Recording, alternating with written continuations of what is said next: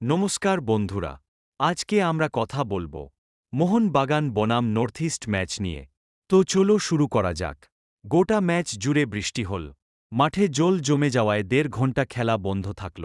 তারপরেও নর্থ ইস্টকে হারিয়ে ৩ পয়েন্ট নিয়ে মাঠ ছাড়ল মোহনবাগান। এই ম্যাচ জিতে পয়েন্ট তালিকায় আবার শীর্ষে উঠল সবুজ মেরুন। শুধু প্রতিপক্ষ নয়, বৃষ্টির বিরুদ্ধেও লড়াই করতে হল মোহনবাগানকে। প্রথমার্ধে সাহালের পাস থেকে রবসন রবিনহোর করা গোলেই হল খেলার ফয়সালা। তবে রবসনের গোলটা না হলে ৩ পয়েন্ট পাওয়া খুব চাপ হয়ে যেত মোহনবাগানের। প্রথমার্ধের বাকি সময়ে আর গোল আসেনি। শেষ দিকে মাঠে জায়গায় জায়গায় জল জমে গিয়েছিল। ১-০ গোলে এগিয়ে বিরতিতে যায় মোহনবাগান। বিরতিতে বৃষ্টির বেগ আরও বাড়ে। মাঠে জল জমে যাওয়ায় খেলা শুরু করা যায়নি। বারবার রেফারি মাঠে গিয়ে পরীক্ষা করে দেখছিলেন। দ্বিতীয়ার্ধের খেলা শুরু হতেই আবার বৃষ্টি শুরু হয়।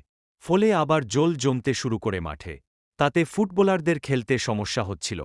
মোহনবাগান চাইছিল পুরো ম্যাচ খেলতে, কিন্তু নর্থ ইস্ট আপত্তি জানিয়েছিল। ফুটবলের নিয়ম অনুযায়ী ৬০ মিনিটের পর খেলা বন্ধ হয়ে গেলে সেই খেলার ফলাফল ০-০ থাকে। তাহলে খেলা ড্র বলে ধরা হবে।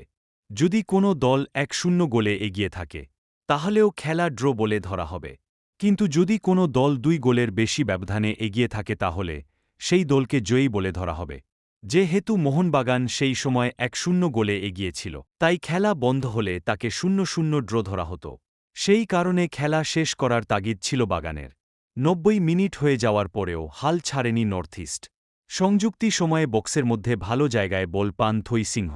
বিশাল গোল ছেড়ে এগিয়ে যাওয়ায় সরাসরি গোল করতে পারেননি তিনি। ফিরতি বল পান পার্থিব। তার শট গোলের দিকেই যাচ্ছিল। গোললাইন সেভ করেন মেহতাব।